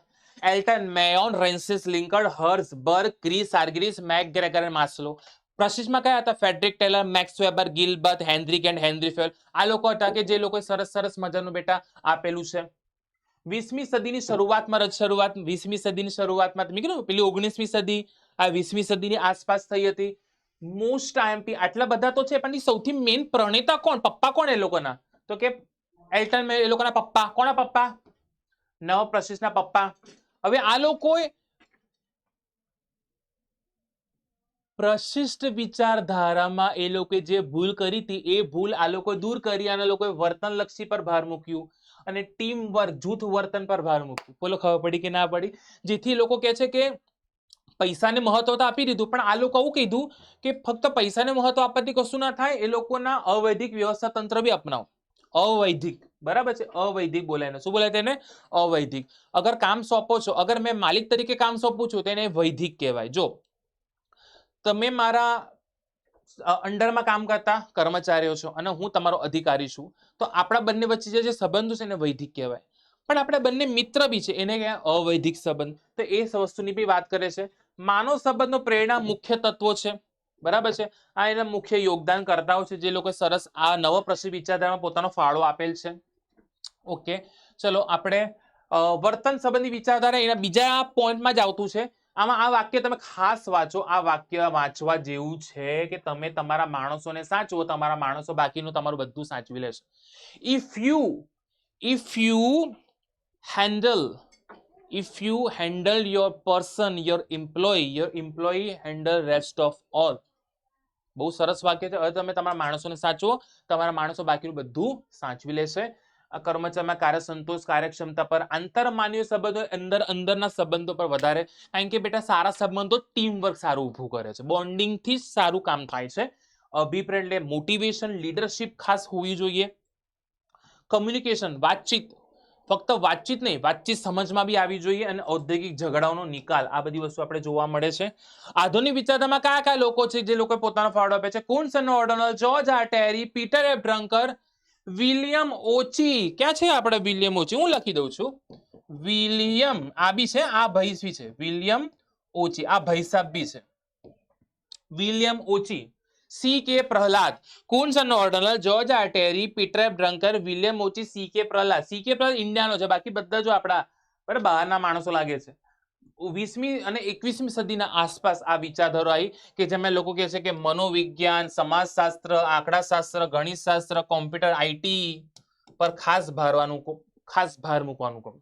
જ્યારે તમે મેનેજમેન્ટ કરો છો તો સાયકોલોજી સમજો, સોશિયોલોજી, સ્ટેટિસ્ટિક્સ, કેટલું પ્રોડક્શન થયું, આ બધું આપણે દાખલા તમે ગણો જ છો, મેથેમેટિક્સ, કમ્પ્યુટર, ઇન્ફોર્મેશન ટેકનોલોજીનો ઉપયોગ કરો જેથી મેનેજમેન્ટને એક સારું ફિનિશિંગ મળે, એક મેનેજમેન્ટ એક સારી નવી દિશા મળે. આ બધા આધુનિક વિચારધારા છે, આધુનિક નવી જે આ લોકોએ આપેલ છે. ચલો લેટ્સ સ્ટાર્ટ. વૈજ્ઞાનિક સંચાલનનો અર્થ, બરાબર છે, તો આપણે જોઈશું કે વૈજ્ઞાનિક સંચાલનનો અર્થમાં શું કહેવા માંગે છે, તો આપણે જોઈ લઈશું. એમાં ને બકા જ્યારે પણ વ્યાખ્યા લખો ને ડબલ કોમામાં ખાસ લખજો, ડબલ કોમામાં ખાસ લખજો. વ્યાખ્યા હંમેશા ડબલ કોમામાં લખવાની. તમે માણસો પાસે શું કરાવવા માંગો છો તે જાણવું અને તેઓ ચોક્કસ રીતે થતા ઓછામાં ઓછા ખર્ચે કામ કરે તે જોવું એટલે વૈજ્ઞાનિક સંચાલન. આ ફેડરિક ટેલરે વ્યાખ્યા આપેલી છે. એવું કહે છે કે what you want to take, તમે શું ઈચ્છો છો, તમે શું કામ લેવા ઈચ્છો પેલા કમ્પ્લેન્ટ નક્કી કરી લો અને ત્યારબાદ એ જ કામ તમે કર્મચારી પાસે લો જેથી કર્મચારીને ખ્યાલ હોય કે મને આ કામ આપવાનું છે. તમે માણસો પાસે શું કરવા માંગો છો તે જાણવું અને તેઓ ચોક્કસ રીતે તથા ઓછામાં ઓછા ખર્ચે કામ કરે તે જોવું એટલે એને શું કહેવાય છે બેટા? વૈજ્ઞાનિક સંચાલન. હવે એક વસ્તુ છે, આપણે બે પ્રકારના વર્ગો જોઈએ છે. અહીંયા હું લખું છું, એક માલિક અને બીજું મજૂર. આ બે વર્ગ જોઈએ છે જેને આપણે કામદાર બી બોલી શકીએ છીએ, કામદાર પણ કહી શકીએ છીએ. માલિક અને મજૂર, આટલું એમ આવતું હતું ને એટલે મેં માલિક અને મજૂર લીધું. ઓકે, હવે આ કોણ ખબર પડી જાય છે માલિક છે, આ કોણ છે તો કે કામદાર મજૂર. બરાબર. કોઈ પણ માલિકનો પોતાનો હેતુ શું હોય છે કે મારી કંપનીમાં નફો વધારે થવો જોઈએ. આનો પોતાનો હેતુ શું હોય છે કે ભાઈ પોતાનું જે રોજી રોટી છે, બરાબર છે, એનું પોતાનું ઘર ચાલે, રહેઠાણ સારું, બરાબર છે, કામમાં એને સંતોષ જોવા મળે, આ એનો પોતાનો હેતુ હોય. કાર્ય સંતોષ અને સારો પગાર, આનો હેતુ શું હોય કે કંપનીમાં નફો થાય, કંપનીની રેપ્યુટેશન વધે, કંપની પ્રતિષ્ઠા વધે. ફરક એટલો છે કે માલિકને જે જોઈએ છે ને કે કંપનીમાં નફો થાય એ પોતે નહીં લાવી શકતો, અને આને જે જોઈએ છે કે ભાઈ મારું જીવન ધોરણ સુધરે, રોજી રોટી, કાર્ય સંતોષ એ પોતે નહીં કરી શકતો, સારો પગાર એ પોતે નહીં કરી શકતો. પણ હા, આ એ વસ્તુ કરી શકે છે જે આને જોઈએ છે અને આ વસ્તુ એ કરી શકે છે જે આને જોઈએ છે, પણ બંને વચ્ચે કોર્ડિનેશન ના હોય ને. હવે ઉદાહરણ તરીકે માલિક, અહીંયા માલિક છે, માલિકને શું જોઈએ છે કે ભાઈ ઘણો બધો નફો થાય, કંપનીની પ્રતિષ્ઠામાં વધારો થાય. કામદારને શું જોઈએ છે કે ભાઈ મને રોજી રોટી મળી રહે, કાર્યમાં સંતોષ થાય, પ્રેશર ના આવે. પણ મને જે જોઈએ છે એઝ અ માલિક તરીકે તો એ મેં પોતે કશું કરી શકું તો કે ના, એ તો કામદાર કરશે. અને કામદારને જે જોઈએ છે સારો પગાર કે કાર્યમાં સંતોષ એ પોતે કશું કરી શકે ના, એ તો માલિક કરી આપશે. તો જ્યારે માલિકો વિચારે કે ભાઈ મને જે જોઈએ છે એ સામેવાળો મને આપી શકે એટલે કે કામદાર, અને કામદારને બી ખબર હોય છે કે મને જે જોઈએ છે મારો માલિક આપી શકે છે, તો બંને એકબીજાના હેતુને સમજે અને કામ કરે એને કહેવાય વૈજ્ઞાનિક સંચાલન, જેને માનસિક ક્રાંતિ બી કહેવાય છે. કે બંને વચ્ચે માનસિકતા સારી હોવી જોઈએ. આ બી મેં બહુ સરસ રીતે એક્સપ્લેન કરેલું છે. અગર કોઈને ઇન્ટરેસ્ટ લાગે કે હજુ આ ડિટેલમાં જાણવું છે, જાઓ નિવેશ બેસમાં જાઓ, ડિટેલમાં આ વન શોટ છે જેમાં તો મેં બહુ જોરદાર એક્સપ્લેન કર્યું છે. કારણ કે મેં ઈચ્છું છું કે એ સ્ટાઇલ, એ એક્ઝામ્પલ, એ મેથડથી બધા અવગત થાય, એટલે તમે બી અવગત થાવ, એટલે મેં ઈચ્છું છું કે તમે અવગત થાવ. આ પોઈન્ટ મેં કવર કરેલો છે. તો અહીંયા માલિક કે આને જે સારો પગાર જોઈએ છે, આને જે સારું કાર્ય સંતોષ જોઈએ છે, મેં એને આપીશ, સમયસર આપીશ. અગર 2 કલાક વધારે કામ કરે છે તો એને ઓવર ટાઈમના મેં પૈસા આપીશ. હવે જ્યારે કામદાર અહીંયા ઉભો હોય, કામદાર કે મારો માલિક કેટલો સારો છે, એ મને ઓવર ટાઈમના પૈસા બી આપે છે, કોઈ પ્રેશર નથી, કાર્ય સંતોષ બી મળે છે, તો મેં સારું કામ કરીશ. એ સારું કામ કરશે તો અલ્ટિમેટલી માલિકનો હેતુ પૂરો થશે, સારા નફાનો. અને માલિક કામદારને સમજીને સારો પગાર, ઓવર ટાઈમ આપે છે તો અલ્ટિમેટલી બંનેના હેતુ પૂરા થશે. એટલે અહીંયા આ પ્રમાણેનું છે. તો પહેલાનો હેતુ પૂરો થશે સારા પગારનો. તો અહીંયા બંને વચ્ચે બેટા સમજોતા, અન્ડરસ્ટેન્ડિંગ હોવી જરૂરી છે. જેને હવે માનસિક ક્રાંતિ, પહેલા આપણે આ માનસિક ક્રાંતિ પછી રૂલ ઓફ થમ આપણે સમજી લઈએ. માલિક અને કામદાર વચ્ચે એકબીજાના ધ્યેયોને સમજીને કાર્ય કરે અને બંને વચ્ચે એક સૂત્રતા, ધીસ ઇઝ કોલ્ડ એક સૂત્રતા, કે જોડાયેલા ચુંબકની જેમ જોડાયેલા એવું નહીં કહેતા. કેમ? અન્ડરસ્ટેન્ડિંગ, એક સૂત્રતા, જોડાયેલા છે, અન્ડરસ્ટેન્ડિંગ છે. કામદારને ખબર છે કે આને જે જોઈએ છે મેં એને આપીશ, અને માલિક કે છે કે આને જોઈએ છે મેં આપીશ, અને બંને એકબીજાને જે વસ્તુ ખરેખર જોઈએ છે આપશે તો બંનેના હેતુ અલ્ટિમેટલી પૂરા અંતિમ થવાના જ છે. તો જ્યારે માલિક અને કામદાર એકબીજાના ધ્યેયોને સમજીને કાર્ય કરે અને બંને વચ્ચે એક સૂત્ર જળવાઈ રહે તેને માનસિક ક્રાંતિ. માનસિક એટલે શું? વિચારધારા, અને ક્રાંતિ એટલે બદલાવ. તો તો બંનેમાં જે બદલાવ આવે એને માનસિક ક્રાંતિ કહેવાય. સર બદલાવ શાનો? હા, કારણ કે માલિકને હંમેશા લાગે છે કે આ કામદાર કામચોર છે, કશું કામ કરતો નથી, લટારો જ માર્યા કરે છે, ફક્ત પગાર લે છે. અને કામદારને શું લાગે છે? આ તો હંમેશા મારું શોષણ જ કર્યા કરે છે, હંમેશા રોઆબ જમાયા કરે છે. તો આ બંનેની જે માનસિકતા છે એકબીજા પ્રત્યે નેગેટિવ છે. તો એ નેગેટિવ થી પોઝિટિવ થાય એને કહેવાય ક્રાંતિ. જે ફેડરિક ટેલર કહે છે કે આ બંને એકબીજા વિશે ખોટું વિચારે છે, ગલત ફહેમીઓના શિકાર છે. તો એ કહે છે કે બંને એકબીજાને નેગેટિવ ન વિચારતા પોઝિટિવ વિચારને પોતાના વિચારધારામાં ક્રાંતિ લાવે, બદલાવ લાવે, એને કહેવાય માનસિક ક્રાંતિ. Okay, rule of thumb. તમે જોઈ શકો છો બેટા, આ જે થંબ બતાવ્યો છે ને એ પ્રમાણે આ મજબૂરીથી કામ કરી રહ્યો છે. દેખાય છે આ મજબૂરી એના ચહેરા પર દેખાય છે તમને? આ વ્યક્તિ જો પેલો આજો બૂમો પાડી રહ્યો છે, એ કામકાર, દેખાય છે તમને? આજો બૂમો પાડી રહ્યો છે અને પેલો બિચારો મજબૂરીમાં કામ કરી રહ્યો છે. પહેલાના સમયમાં માલિકનો પોતાનો કોઈ માલિક જે કે ને એ પહેલા કામદારને કરવું પડતું હતું. એટલે મજૂરોનો પોતાનો કોઈ સ્વતંત્ર અવાજ ન હતો કે જેથી કઈ અવાજ ઉઠાવી શકે, કોઈ પહેલ, કોઈ નવો આઈડિયા શેર કરી શકે, એવું વાતાવરણ નહોતું. માલિક જે થંબ બતાવે એ જ પ્રમાણે આને ફરજિયાતપણે કામ કરવું પડે, પછી એને કરવું હોય કે ના કરવું હોય. So this is called rule of thumb, કે જેમાં રૂઢિગત પદ્ધતિ, રૂઢિગત એટલે જૂની પુરાણી, રૂઢિગત એટલે શું બકા? જૂની પુરાણી પદ્ધતિમાં કામદારો માલિકના હુકમ અનુસાર કામ કરવા માટે ટેવાયેલા હોય, જેને રૂલ ઓફ થંબ કહેવાય. પણ આ રૂલ ઓફ થંબ કે સારો નતો, આ રૂલ ઓફ થંબ ખોટો હતો. આવું કોણ કહેતો હતો? Frederick Taylor. ફેડરિક ટેલર કહે છે કે આ ખોટું હતું, રૂલ ઓફ થંબ.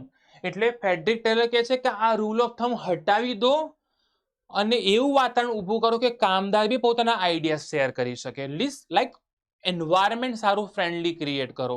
આવું એન્વાયરમેન્ટ ક્રિએટ ના કરો કે જેમાં પેલો બૂમો પાડે છે, પેલું દાદાગીરી કરે છે અને પેલાને મજબૂરન કામ કરવું પડે છે. એને રૂલ ઓફ થંબ કહેવાતું હતું, જે ખોટું હતું. એટલે ફેડરિક ટેલરે રૂલ ઓફ થંબને હટાવીને, એને દૂર કરીને એક વૈજ્ઞાનિક પદ્ધતિ અપનાવવાનું કહે છે. ફેડરિક ટેલરના સિદ્ધાંતમાં એને શું કહે છે બેટા? યાદ રાખજો, આ સિદ્ધાંતને ફેડરિક ટેલરના સિદ્ધાંતો પણ કહેવાય છે. તો પ્લીઝ નોટ ડાઉન કરજો, તમારા માટે મેં હાઇલાઇટ કરી દઉં છું. ફેડરિક ટેલરના સિદ્ધાંતો પણ કહેવાય છે, કે જેમાં એ પહેલા કહે છે વૈજ્ઞાનિક પદ્ધતિ, એટલે કે જૂની પદ્ધતિઓને પડકારીને હટાવીને નવી પદ્ધતિ અપનાવો, જૂની ટેકનોલોજીને હટાવીને નવી ટેકનોલોજી અપનાવો. આયોજન અમલીકરણ બહુ ધ્યાનથી સમજજો.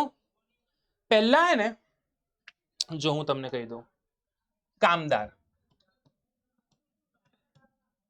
શું કરતો? આયોજન કરતો. અને એ જ એનું શું કરતો બેટા? અમલીકરણ કરતો હતો. પણ પ્રોબ્લેમ શું થતી હતી કે કામદારમાં ઓછી બુદ્ધિ હોય કે પ્લાનિંગ કરે. આયોજન તો એક્સપર્ટ દ્વારા થવું જોઈએ. હવે એક એક્ઝામ્પલ સમજીએ આપણે. મેં કોઈ જગ્યા પર ગયો અને મને ખબર નથી, ઓકે, અને મેં કોઈ વ્યક્તિને પૂછ્યું અને એ વ્યક્તિ મને રસ્તો બતાવ્યો. ચાલવાનું તો મને જ છે, પણ એ વ્યક્તિ જે રસ્તો બતાવ્યો એ રસ્તો ખોટો હતો. હવે બેટા હું દોડીને જઉં કે ઉડીને જઉં પણ પહોંચીશ તો રોંગ જગ્યા પર જ. કેમ? કારણ કે રસ્તો બતાવનારો જે વ્યક્તિ હતો એને ખોટો હતો. પણ મેં જેને રસ્તો પૂછું છું એક્સપર્ટ છે, એને બધા એરિયા ખબર છે, અને મને કીધું સર આપણે ડાબી બાજુ જમણી બાજુ જજો, સીધું જજો, તમને આ દેખાઈ જશે. તો પછી હું ચાલીને જાઉં કે ઉડીને જઉં કે પછી કેવી રીતે બી જઉં, હું પહોંચીશ રાઈટ પ્લેસ પર, જે જગ્યા પર મને જવાનું છે. કારણ કે રસ્તો બતાવનાર જે હતો ને એ યોગ્ય માણસ હતો, એ એક્સપર્ટ હતો. સિમ્પલ મેં એવું કહેવા માંગુ છું, અગર કામદાર જ આયોજન કરશે અને કામદારમાં એટલી બધી બુદ્ધિ ના હોય કે પ્લાનિંગ પ્રોપર કરી શકે, અને જો પ્લાનિંગ ખોટું થયું તો એનું અમલીકરણ કેવું થશે? ખોટું. રસ્તો ખોટો બતાવ્યો તો પછી રસ્તા પર ચાલીને મેં ખોટી જગ્યા પર જ પહોંચ્યો ને. હવે રસ્તો બતાવ્યો તો મેં એનું અમલીકરણ કર્યું, ચાલીને ગયો એ જગ્યા પર અને પહોંચ્યો ખોટી જગ્યા પર જ ને. પણ જે વ્યક્તિ મને સાચો રસ્તો બતાવ્યો, સાચો પ્રોપર કે આમ જજો, તો એ જગ્યા પર મેં અમલીકરણ કર્યું, ગયો અને રાઈટ પ્લેસ પર પહોંચી ગયો. સિમ્પલ. તો પહેલા કામદાર શું કરતા? આયોજન બી કરતા અને અમલીકરણ બી કરતા. જેમાં આયોજન ખોટું હોય તો અમલીકરણ બી ખોટું હોય, સૂત્ર જ ખોટું હોય તો બેટા નીચેના સ્ટેપ્સ બી ખોટા જ હોવાના છે. ફેડરિક ટેલર કહે છે કામ કરો, આયોજન એ કોને કરવા આપો? તો કે નિષ્ણાંતોને કરવા આપો. કોને કરવા આપો? નિષ્ણાંતોને. પછી ભલે અમલીકરણ કોણ કરતું? તો કે કામદાર ભલે કરતા. એટલે કે રસ્તો બતાવનાર યોગ્ય માણસ હોવો જોઈએ. પછી ચાલતા તો આ લોકોને આવડશે, અમલીકરણ તો કરતા આવડશે. કાર્ય વિશ્લેષણ, એ લોકો જે કામ કરે છે એ લોકોનું વિશ્લેષણ કરો.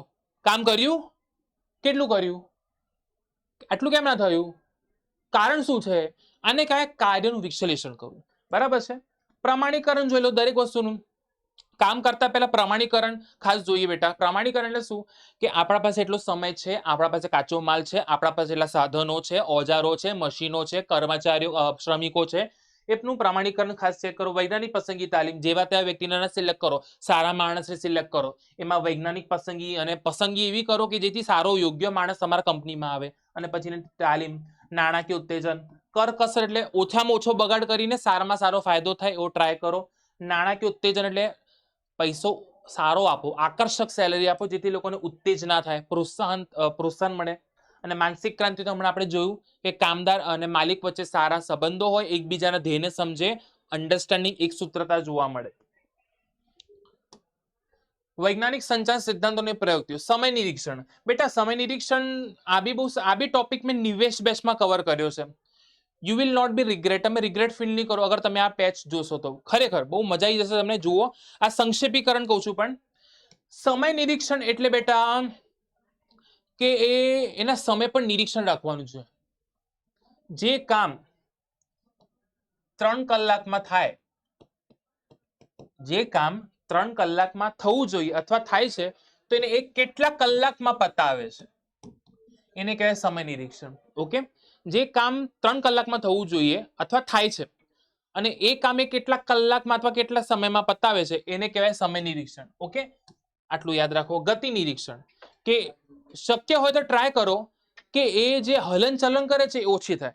કારણ કે જો વધારે હલનચલન થશે તો ઔદ્યોગિક થાક લાગશે અને એ થાક એના કામમાં જોવા મળશે.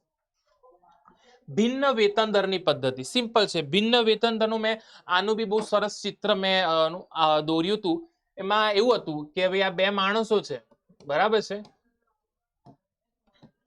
તમે જોઈ શકો છો. હવે આ કેમ સૌથી વધારે પૈસા વધારે ઘરે લઈને જાય છે? કારણ કે આ વધારે કામ કરે છે. ભિન્ન વેતન દરની પદ્ધતિ એટલે શું? વધુ કાર્યક્ષમતા વધુ વેતન, ઓછી કાર્યક્ષમતા ઓછું વેતન. એટલે વધુ કાર્યક્ષમતા તો કે ભાઈ વધુ વેતન, અને ઓછી કાર્યક્ષમતા જો એક મિનિટ આપણે દોરી દઈએ. બરાબર છે. હવે આ ઉદાસ છે કેમ? કારણ કે ઓછી કાર્યક્ષમતા છે. ઓછી કાર્યક્ષમતા ઓછું વેતન એટલે ભિન્ન વેતન દર. અગર તમે બધાને એક જેવી સેલરી આપશો તો ડિફરન્સ શું રહેશે? એટલે એ કહે છે ભિન્ન વેતન દરની પદ્ધતિ. દરેક વ્યક્તિને, દરેક કામદારને એની કાર્યક્ષમતાના આધાર પર વેતન નક્કી કરવાની પદ્ધતિ એટલે ભિન્ન વેતન દરની પદ્ધતિ, ડિફરન્શિયલ વેજ રેટ. ચલો આપણે લેટ્સ સ્ટાર્ટ આગળ. હેનરી ફેયોલના 14 સિદ્ધાંતો, સામાન્ય સિદ્ધાંતો. 14 સિદ્ધાંતો છે. આ 14 સિદ્ધાંતોને આપણે ઉપરથી આપણે થોડા ટૂંકમાં સમજૂતી લઈ લઈએ. પહેલો સિદ્ધાંત છે અને એ મોસ્ટ આઈએમપી બેટા, અને સામાન્ય સિદ્ધાંતો બી કહે છે. પ્લીઝ આ યાદ રાખજો, પ્લીઝ, કારણ કે આ સામાન્ય સિદ્ધાંતો અમુક વાર પૂછાય છે. સામાન્ય સિદ્ધાંતો આપનાર કોણ હતા? પછી આપણે મગજમાં આ સામાન્ય સિદ્ધાંતો કયા? તો બેટા સામાન્ય સિદ્ધાંતો એ છે જે આપણા સરસ હેનરી ફેયોલે આપેલા છે. તો બેટા આ યાદ રાખજો. શ્રમ વિભાજનનો સિદ્ધાંત એટલે બકા કામની સોંપણી. વિભાજન એટલે વિભાજન કરી દો, સોંપી દો, વહેંચણી કરી દો વિશિષ્ટીકરણના આધાર પર. જે તે વ્યક્તિને એ જ કામ સોંપો જેમાં વિશિષ્ટતા ધરાવે છે. સત્તા જવાબદારી, સત્તા અને જવાબદારી હંમેશા સરખા હોવા જોઈએ. અગર તમે કોઈ વ્યક્તિને કામ સોંપો છો તો એને જવાબદારી કહેવાય, અને કામ સોંપવા માટે એને જે નિર્ણય લેવાની, હુકમ આપવાની જે હક આપો છો એને આપણે પાવર, સત્તા કહીએ છીએ. જે બંને સરખા હોવા જોઈએ. સત્તા કરતા જવાબદારી વધારે હશે તો જવાબદારી પૂરી નહીં થાય, અને જવાબદારી કરતા સત્તા વધારે હશે સત્તાનો દુરુપયોગ થશે. ચલો, શિસ્ત અંગેનો સિદ્ધાંત, ડિસિપ્લિન. જોઈ શકો તો બધા પોતાના સાવધાન પોઝિશનમાં બેસેલા છે. હવે સાવધાન પોઝિશનમાં બેસે છે એનો મતલબ એવું થયો કે આ લોકો બતાવી રહ્યા છે કે ભાઈ પ્રોપર સાવધાન, ડિસિપ્લિનમાં. Discipline must. હુકમની એક વાક્યતા, 1 2 3. એમ તો ઘણા બધા કંપનીમાં કામદારો હોય, કર્મચારી હોય, સ્ટાફ હોય, પણ આપણે પિક્ચર જોઈએ છે આ 3 જણા છે, અને 3 જણા ફક્ત એક જ જણો હુકમ આપી રહ્યો છે. ધીસ ઇઝ કોલ હુકમની એક વાક્યતા. એક વસ્તુ કહું, સિમ્પલ સમજી લેજો. અગર એક જ સમય પર તમને 4-5 લોકો હુકમ આપશે તો યુ વિલ બી કન્ફ્યુઝડ, મૂંઝવણમાં મુકાશો. એટલે હુકમની એક વાક્ય સિદ્ધાંત એટલે શું? હુકમની એક વાક્ય સિદ્ધાંત એટલે કર્મચારીઓને કોઈ એક ઉપરી અધિકારી તરફથી જ હુકમો પ્રાપ્ત થવા જોઈએ. આને કહેવાય હુકમની વાક્યતા. જો કર્મચારીઓને એક કરતા વધારે અધિકારીઓ પાસેથી હુકમો પ્રાપ્ત થશે તો એ મૂંઝવણમાં મુકાશે અને પોતાનું કામ બરાબર નહીં કરી શકે. એટલે એક જ સમય પર અગર 3-4 લોકો હુકમ આપશે તો એ કન્ફ્યુઝ થશે. એટલે કે હુકમની એક વાક્યતા. દોરોની એક વાક્યતા બી છે કે માર્ગદર્શન આપણા કોઈ એક હોવો જોઈએ.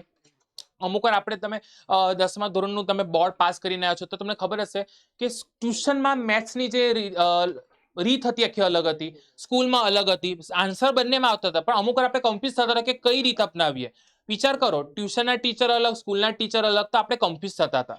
માર્ગદર્શન આપણે અલગ અલગ લોકો તરફથી હતું. તો આ વસ્તુ થાય છે. એટલે કે છે દોરોની આપના બી કંપનીમાં એક જ હોવો જોઈએ, જે એક વસ્તુ કે બે જણા અલગ અલગ કહેશે તો આપણે કહીશું કે કોનું માનીએ. સામાન્ય હિતને વધુ અને વ્યક્તિગત હિતને ગૌણ સ્થાન. વ્યક્તિગત હિતને ગૌણ સ્થાન. ગૌણ એટલે શું ખબર છે? જો એક વસ્તુ કહું તમને, સામાન્ય હિત એટલે બધાનું હિત. એ ખાસ યાદ રાખજો, લખી દેજો. સામાન્ય હિત એટલે બધાનું હિત, એને કહેવાય સામાન્ય હિત. અને વ્યક્તિગત એટલે મારું પોતાનું, ખાલી મેં જ મારું વિચારું, એને કહેવાય વ્યક્તિગત હિત. હવે આપણને કોને પ્રાથમિકતા આપવી જોઈએ? સામાન્ય હિતને કે વ્યક્તિગત હિતને? હજુ સામાન્ય હિત એટલે બધાનું હિત, આખા કંપનીનું હિત, આખા કંપનીનું હિત. અને વ્યક્તિગત હિત શું? ફક્ત મારું જ હિત, એને કહેવાય વ્યક્તિ, એટલે ફક્ત મારું સારું થાય. તો કોને પ્રાથમિકતા આપવી જોઈએ? તો કે સામાન્ય હિતને, કે જેમ બધાનું હિત થાય. વ્યક્તિગત હિતને ગૌણ એટલે કે બીજું સ્થાન આપો. અને પ્રાથમિકતા કોને આપો? તો કે સામાન્ય હિતને. એટલે હિન્દી ફેલો કહે છે કે જ્યારે પણ તમે નિર્ણય લો ને, તેમાં સામાન્ય હિત હોવું જોઈએ, લોકોનું હિત હોવું જોઈએ, ના કે વ્યક્તિગત હિત હોવું જોઈએ. બરાબર છે? કર્મચારીને સારું વેતન આપો. કર્મચારીને યોગ્ય વેતનનો સિદ્ધાંત. કેન્દ્રીકરણ એટલે શું ખબર છે? કેન્દ્રીકરણ એટલે એવું કહેવા માંગે છે કે કોઈ નાનું ધંધા કે એકમ છે તો કેન્દ્રીકરણ અપનાવવું જોઈએ, પણ મોટા ધંધા કે એકમમાં વિકેન્દ્રીકરણ અપનાવવું જોઈએ. બરાબર છે? સત્તાની રૈખિક સાંકળતાનો સિદ્ધાંત. સત્તાની રૈખિક સાંકળતા. બરાબર છે? ઇટ ઇઝ અ રૈખિક. સત્તાની રૈખિક સાંકળતાનો સિદ્ધાંત, કે જેમાં બેટા તળ સપાટી વાળો કોને જવાબદાર છે? તો કે મધ્યમ સપાટીને. મેં અહીંયા એક વસ્તુ ચિત્ર દોરીને તમને બતાવું તો બેટા આ યાદ રાખજો. આ છે આપણે સમોસો. બરાબર છે? તો આ જે તળ સપાટી વાળા છે કોને જવાબદાર છે? તો કે મધ્યમ સપાટીને. મધ્યમ સપાટી કોને જવાબદાર છે? તો ઉચ્ચ સપાટીને. હવે ઉચ્ચ સપાટી વાળા કોને કામ આવશે? તો કે મધ્યમ સપાટીને. મધ્યમ સપાટી કોને કામ આવશે? તો કે તળ સપાટીને. બરાબર છે? વ્યવસ્થા સિદ્ધાંત બે પ્રકારના વ્યવસ્થાની વાત કરે છે, સામાજિક વ્યવસ્થા અને માલ સામાનની વ્યવસ્થા. માલ સામાનની વ્યવસ્થા એટલે કે જેવું માલ સામાન પોતાની જગ્યા પર હોય એ રીતે વ્યક્તિ પણ પોતાની આવડત અને પોતાના અનુભવ અને કૌશલ્યના પ્રમાણે પોતાના પોઝિશન પર હોવો જોઈએ. આ કહે છે વ્યવસ્થા. બે પ્રકારની વ્યવસ્થા, માલ સામાનની વ્યવસ્થા અને સામાજિક વ્યવસ્થા. જેવું માલ સામાન પોતાના યોગ્ય જગ્યા પર હોવો જોઈએ એને કહેવાય માલ સામાનની વ્યવસ્થા. એવી રીતે સામાજિક વ્યવસ્થામાં કહે છે કે વ્યક્તિ પોતાના આવડત અનુભવના આધાર પર પોતાના જગ્યા પર હોવો જોઈએ. બરાબર છે? ચલો ત્યાં સુધી આપણે સરસ પાણી પી લઈએ. સમાનતાનો સિદ્ધાંત. આઈ હોપ સો કે સમાનતાનો સિદ્ધાંત શું કહેવા માંગે છે?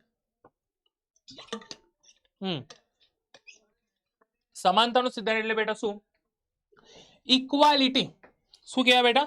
ઇક્વાલિટી રાખો, જેથી કર્મચારીને પ્રોત્સાહન થાય. સ્થિર કર્મચારી ગણ. આજે અગર છોડ વાવ્યું છે, એ છોડને સમય લાગશે, અને જ્યારે સમય જશે ત્યારે ઝાડમાં પરિવર્તન થશે, અને એ ઝાડમાં પરિવર્તન થયા પછી એ ઝાડમાં બેટા ફળ લાગશે. એ ફળ એના કન્સિસ્ટન્સીનું પરિણામ હતું. એ ફળ એના કન્સિસ્ટન્સીનું પરિણામ હતું, જે તમને ઘણા વર્ષો પછી જોવા મળ્યું. એવી રીતે કોઈ કર્મચારી કંપનીમાં લાંબા સમય સુધી કામ કરે છે એક જ જગ્યા પર, તો એ કામનો અનુભવ વધતા વધતા એ એક્સપર્ટ થઈ જાય છે, અને એક્સપર્ટ થયા પછી એનો ફાયદો કંપનીને મળે છે. એવી રીતે કોઈ ઝાડ છે, છોડ છે, છોડ થયા પછી જ્યારે મોટું થાય છે, ઝાડમાં પરિવર્તન થાય છે, અને પછી એ ફળો લાગે છે, ફળોનો ફાયદો કોને મળે છે? તમને મળે છે. એવી રીતે તમારો ફાયદો કંપનીને મળે છે, અને એ ફાયદાના સ્વરૂપમાં તમને પછી આવી વસ્તુ મળે છે. એટલે આ વસ્તુ કહે છે સ્થિર કર્મચારી ગણ. કોઈ કંપનીમાં કર્મચારી આવે છે, છોડીને જતો રહે છે, પછી બીજો આવે છે, થોડા સમય કામ કરે છે, જતો રહે છે, ત્રીજો કર્મચારી આવે છે, થોડા સમય કામ કરે છે, જતો રહે છે, ચોથો કર્મચારી આવે છે, જતો રહે છે. આનું મતલબ શું? આને કહેવાય કર્મચારી ફેરબદલી દર. કામ છોડીને જનારા લોકોની સંખ્યા.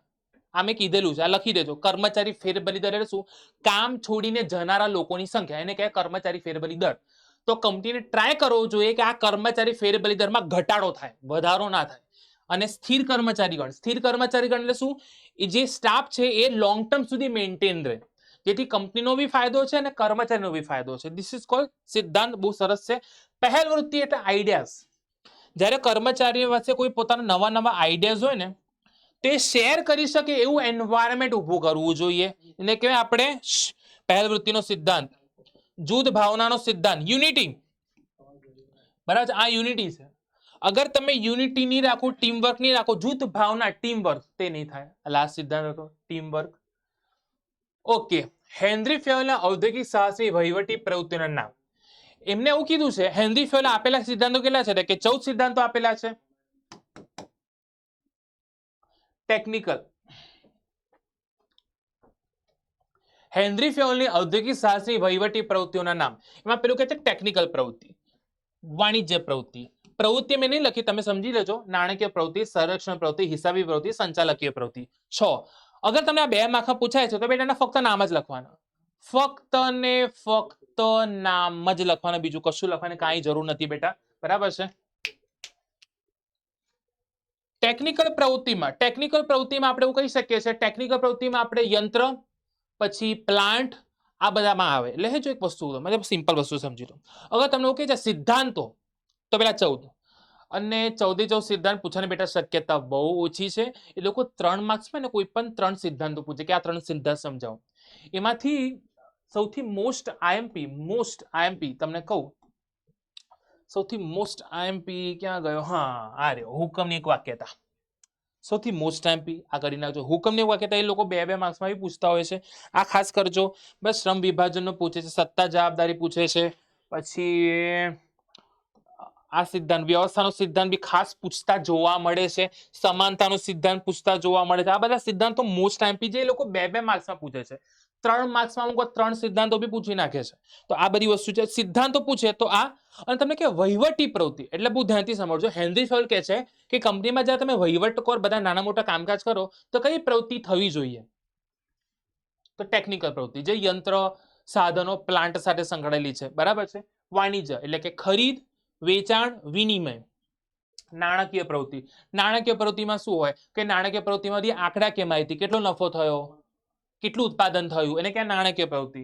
સંરક્ષણ પ્રવૃત્તિમાં 3 પ્રકારની સંરક્ષણ માંગે છે. માલ સામાન એની રક્ષા, કર્મચારીની અને કંપનીની પ્રેમાઇસ છે. આ વસ્તુની ખાસ યાદ રાખજો. યાદ રાખો કોની વાત કરે છે? એટલે કે માલ સામાનની, કંપનીના મિલકતોની અને કર્મચારીની સલામતી. 3 સલામતી. સંરક્ષણ તો બેટા યાદ રાખજો કયા પ્રકારની 3 સલામતી? યાદ રાખજો કઈ? કાચા માલની સલામતી, મિલકતની સલામતી અને કર્મચારીઓની સલામતી. એના માટે કંપનીએ કામ કરવું જોઈએ. હિસાબી પ્રવૃત્તિમાં વાર્ષિક હિસાબો તૈયાર કરવા, નાણાકીય બરાબર છે, પત્રકો તૈયાર કરવા, અને સંચાલકીયમાં તો બધાને ખબર છે, આયોજન, વ્યવસ્થા તંત્ર, ધોરણી, અંકુશ. જોઈ શકો છો સંચાલકીય કાર્ય છે. ટેકનિકલ પ્રવૃત્તિ યંત્ર, પ્લાન્ટ સાથે સંકળાયેલી હોય છે. વાણિજ્ય એટલે ખરીદ અને વેચાણ, વિનિમય. નાણાકીય પ્રવૃત્તિઓ, હિસાબમાં વાર્ષિક હિસાબો, નાણાકીય પત્રકો તૈયાર કરવા. સંરક્ષણ એટલે બેટા તમે જે આર્મી જોયું છે એની એંગલથી એવું કહેવા માંગે છે કે મેં જેવું કીધું 3 પ્રકારની સલામતી કંપનીમાં હોવી જોઈએ. જે આપણે ખરીદેલો છે માલ, એટલે કે માલ સામાનની સલામતી. કર્મચારી, એ તો મેઇન છે, કર્મચારી જીવતો જાગતો આપણી અમૂલ્ય મિલકત. અને ત્રીજું કોણ? તો કે કંપનીની સલામતી. બરાબર છે. તો બેટા આને આવી રીતે યાદ રાખી શકો છો. ટેકનિકલ પ્રવૃત્તિ, વાણિજ્ય પ્રવૃત્તિ, નાણાકીય પ્રવૃત્તિ, સંરક્ષણ પ્રવૃત્તિ, હિસાબી પ્રવૃત્તિ, સંચાલકીય પ્રવૃત્તિ. બરાબર છે. ચલો હવે આપણે જોવાનું છે લાસ્ટ બટ નોટ લીસ્ટ, સંચાલન સિદ્ધાંતોનું મહત્વ. અગર તમે પોતાના કંપનીમાં સંચાલનના સિદ્ધાંતો અપનાવો છો તો એનું ઇમ્પોર્ટન્સ શું છે, એનું મહત્વ શું છે? તો પહેલું મહત્વ છે સંચાલકીય કાર્યક્ષમતા વધારો. અગર વ્યવસ્થા તંત્રમાં મેં વિશિષ્ટીકરણના સિદ્ધાંતનો અમલ કરું છું તો વ્યવસ્થા તંત્ર તો અસરકારક જ બનશે ને. સત્તાને જવાબદારી સોંપણી એટલે શું? કે વ્યવસ્થા તંત્ર. આ સત્તાની જવાબદારીમાં મેં વિશિષ્ટીકરણનો સિદ્ધાંત અમલમાં મૂકીશ તો વ્યવસ્થા તંત્ર અસરકારક બનશે, જેથી સંચાલનનું કામ બેસ્ટ થશે. સંસાધનોનો ઇષ્ટતમ ઉપયોગ અને અસરકારક વહીવટ. બીજું એક વસ્તુ મને યાદ આવી કે આ મહત્વ મેં લાસ્ટમાં કેમ ચલાવું છું. કોઈ વસ્તુનું મહત્વ ક્યારે કહેવાય? જ્યારે એ વસ્તુ ભણી જાવ. એટલા મેં બધા સિદ્ધાંતો તમને પહેલા ભણાવી દીધા.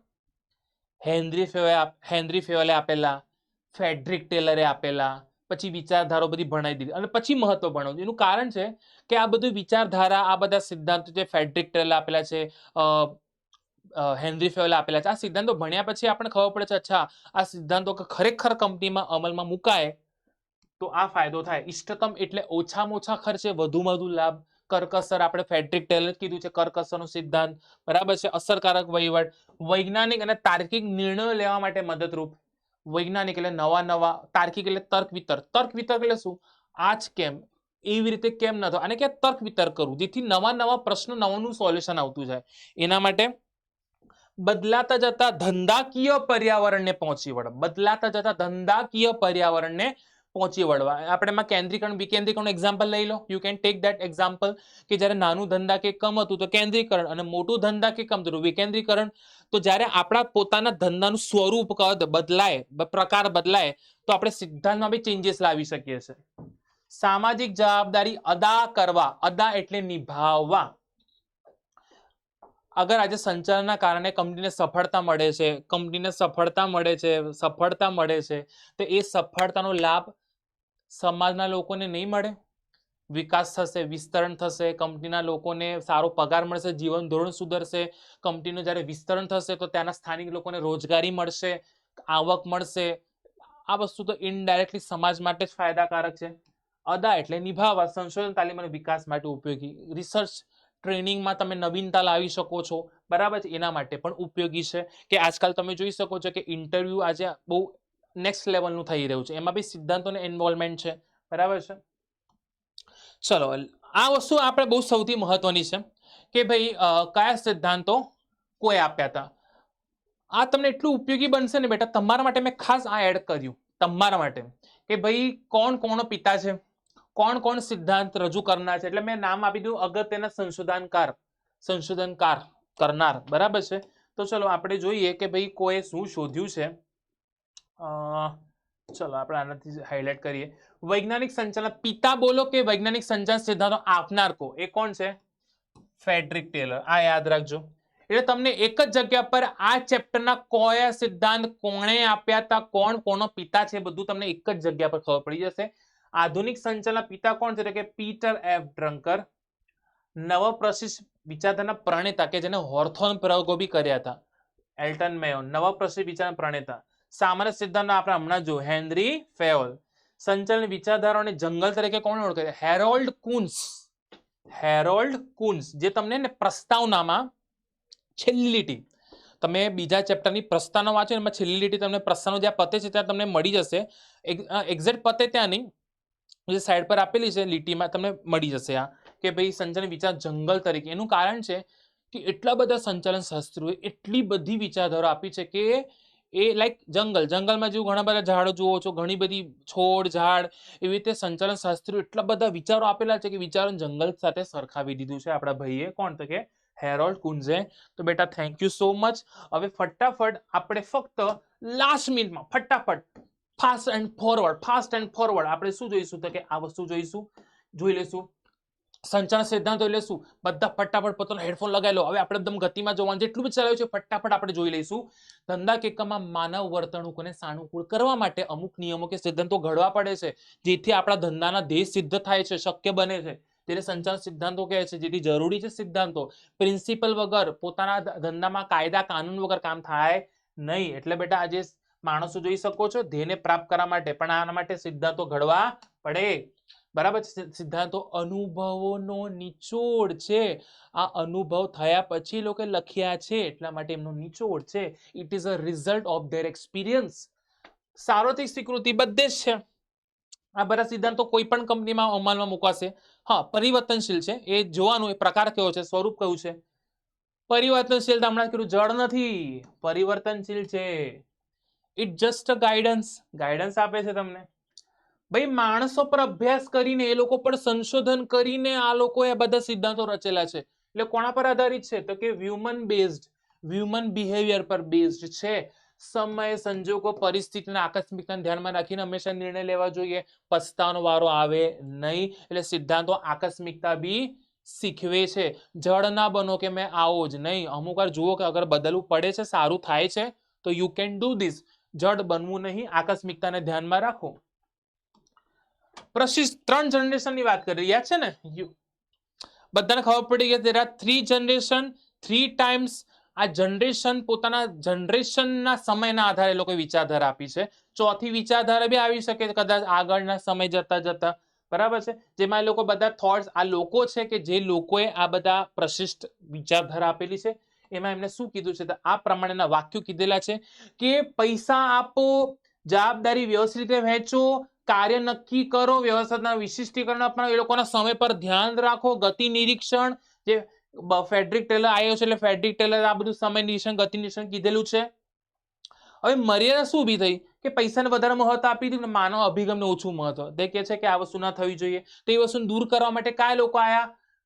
પ્રશિષ્ટ વિચારધારા, એલ્ટન મેયોર, ફ્રાન્સિસ લિંકન, હર્સબર્ગ, ક્રિસ આર્ગિસ, મેકગ્રેગર, માસ્લો, કે જો કે માનવ સંબંધો, પ્રેરણા, બધી વસ્તુ પર ખાસ ભાર મૂક્યો છે. આ વાક્ય ખાસ આપ્યું. If you manage your employee manage rest of all. તમે આ વાક્ય મોસ્ટ ટાઈમ બી પૂછાય છે. તમે તમારા માણસોને સાચવી લો, તમારા માણસો બાકીનું બધું સાચવી લેશે. આધુનિક વિચારધારા, આધુનિક વિચારધારા ક્યાં જોવા મળે છે? તો ભાઈ મનોવિજ્ઞાન, સમાજશાસ્ત્ર, આંકડાશાસ્ત્ર, ગણિતશાસ્ત્ર, આ બધા નવા સબ્જેક્ટ સાથે સંચાલન જોડ્યું છે કે આ બી હોવું જોઈએ. મુખ્ય યોગદાન કરતા Koontz O'Donnell, George R Terry, Peter Drucker, William મોચી, સી કે પ્રહલાદ. તમે માણસો પાસે શું કરવા માંગો છો તે જાણવું અને તેઓ ચોક્કસ રીતે ઓછામાં ઓછા ખર્ચે કામ કરે તે જોવું. કારણ કે કરકસર પર ભૈયા ભાર મૂકે છે કે કરકસર થવું જોઈએ, માલિક કામદાર વચ્ચે બનવું જોઈએ, મિસઅન્ડરસ્ટેન્ડિંગ, ગલતફહેમી દૂર થવી જોઈએ, બરાબર છે, માલિક કામદાર એકબીજાને સમજે અને સમજીને કામ કરે. એઝ યુ કેન સી, બંને એકબીજાને સમજે છે, બંને એકબીજાના થોટ્સને અપનાવે છે. આ ખાસ જોજો, બરાબર છે. માનસિક ક્રાંતિ, વૈજ્ઞાનિક સંચાલન લક્ષણો, વૈજ્ઞાનિક પદ્ધતિ, નવી પદ્ધતિ અપનાવો, આયોજન અને અમલીકરણ. જે આયોજન કરતું હતું એ કામદાર હતા, અમલીકરણ બી કરતા હતા, એના થવું જોઈએ. હવે આયોજન અમલીકરણ અલગ અલગ વ્યક્તિ દ્વારા થવું જોઈએ. કાર્ય વિશ્લેષણ, પ્રમાણીકરણ, કારણ વિશ્લેષણ કરતા રાખો. વૈજ્ઞાનિક પસંદગી તાલીમ, વૈજ્ઞાનિક રીતે કર્મચારી પસંદ કરો, કોઈને બી કઈ બી પસંદ ના કરી દો. કામ કરાવું છે તો નાણાકીય ઉત્તેજન આપો, ઉત્તેજના મળે. કરકસર, ઓછામાં ઓછા બગાડ. અને માનસિક ક્રાંતિ, માલિક અને કામદાર વચ્ચે અન્ડરસ્ટેન્ડિંગ. ચલો, સમય નિરીક્ષણ, ગતિ નિરીક્ષણ, જે કામ કરે છે એના પર સમય પર એ લોકો 3 કલાકમાં જે કામ થવું જોઈએ કેટલામાં પતાવે છે, સમય નિરીક્ષણ કહેવાય. અને ગતિ નિરીક્ષણ એટલે લોકોના હલનચલન પર થોડું ફોકસ કરો, જેથી લોકોને થાક ઓછો લાગે અને એ પોતાની મહેનત કામમાં વધારે લગાવે. ભિન્ન વેતન દર, જેટલી કાર્યક્ષમતા એટલું વેતન, ઓછી કાર્યક્ષમતા ઓછું વેતન, વધુ કાર્યક્ષમતા વધુ વેતન, એને કહેવાય ભિન્ન ભિન્ન વેતન દર. એ બધાને એક જેવું છે. બેટા આપશો વેતન તો બેટા શું ફરક પડશે? પોતે એમ્પ્લોય કમ્પેર કરશે, એટલે કમ્પેરિઝન ના થાય એના માટે ભિન્ન વેતન દરની પદ્ધતિ, જેટલું કામ એટલું વેતન. સામાન્ય સિદ્ધાંતો, શ્રમ વિભાજન, સત્તાને જવાબદારી, શિસ્ત, ડિસિપ્લિન, હુકમની એક વાક્યતા મેન છે. એક વ્યક્તિ પાસેથી હુકમો મળવા જોઈએ. 3-4 જણા લોકો પાસે અથવા 2 કરતા વધારે લોકો પાસે હુકમ મળશે, મૂંઝવણમાં મુકાશે. સેમ દોરવણીમાં બી કહે છે સામાન્ય હિતને વધારે પ્રાથમિકતા આપો, પછી વ્યક્તિગત હિતને ગૌણ સ્થાન આપો. ઓકે, કર્મચારીને યોગ્ય વેતન આપો. કેન્દ્રીકરણ, સત્તાની રૈખિક સાંકળતા, સાંકળ હોવું જોઈએ. કોના વચ્ચે હોવું જોઈએ? ઉચ્ચ, મધ્ય અને તળ સપાટી વચ્ચે.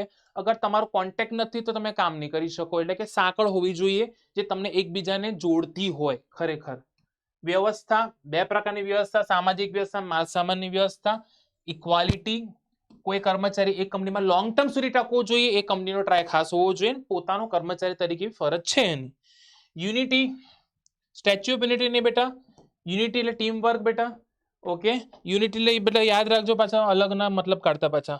પહેલ વૃત્તિ, આઈડિયાઝ, નવા આઈડિયા શેર કરતા હોવા જોઈએ. ટેકનિકલ પ્રવૃત્તિ, વાણિજ્ય પ્રવૃત્તિ, નાણાકીય પ્રવૃત્તિ, સંરક્ષણ પ્રવૃત્તિ, હિસાબી પ્રવૃત્તિ, સંચાલકીય પ્રવૃત્તિ. આ પ્રવૃત્તિ થવી જોઈએ કોઈ પણ કંપનીમાં. બરાબર, 6 નામ છે, 2 માર્ક પૂછે નામ જ જણાવી દો, અને જો તમને એવું કે 3 માર્ક પૂછે તો એના અંદર બધું જણાવવું પડશે જે મેં કીધું છે. ઓકે, આ એના મહત્વ હતા. આ બધા મહાનુભાવો છે જે લોકોએ પોતાના પિતા ગણાય છે, કારણ કે એ લોકો આ બધી વસ્તુ રજૂઆત કરેલી છે. ઓકે, તો બેટા આ વિડીયો કેવો લાગ્યો એ બેટા તમે મને કોમેન્ટ સેક્શનમાં ખાસ કહો કે સર આ જે સંક્ષેપીકરણ હતું ને બહુ જોરદાર, તો મજા આવી ગઈ. તમારા જ કોમેન્ટ બેટા હંમેશા મને ઉત્તેજના આપે છે. જો ફેડરિક ટેલર કહે છે કે ભાઈ નાણાકીય ઉત્તેજન, એવું તો મેં કહું છું ભાર્ગવ ગાયકવાડ કોમેન્ટ ઉત્તેજના, બરાબર, ટિપ્પણીનું ઉત્તેજના. તો ચલો બેટા કોમેન્ટમાં ખાસ કહેજો, લાઈક બી ખાસ કરજો કે કેવું લાગ્યું એ મને ખાસ જણાવજો. ચલો મળીએ છીએ બેટા, બાય બાય. હમણાં જે ચેપ્ટર પત્યું એની નોટ્સ ક્યાં મળશે? તો બેટા નિવેશ બેચમાં જ તમને નોટ્સ મળી જશે. QR કોડ તમારા સામે છે, તો બેટા આ QR કોડને બેટા સ્કેન કરી લો તો તમે એના નોટ્સ પર પહોંચી જશો. ઇવન ડિસ્ક્રિપ્શનમાં પણ નિવેશ બેચની લિંક આપેલી છે, તો બેટા ડાયરેક્ટ તમે નોટ્સમાં પહોંચી જશો. અગર કંઈક તકલીફ પડે છે તો કોમેન્ટ કરો, અમે તમને ગાઈડ કરીશું. પણ કોઈ તકલીફ નહીં પડે બેટા, આ રહ્યું તમારું QR, સ્કેન કરો, ડાયરેક્ટ તમે નોટ્સમાં પહોંચી જશો દરેક ચેપ્ટરની. અને આ જેટલા બી શોર્ટ ચાલી રહ્યા છે બધા શોર્ટની નોટ્સ તમને ત્યાં મળી જશે. ઓકે.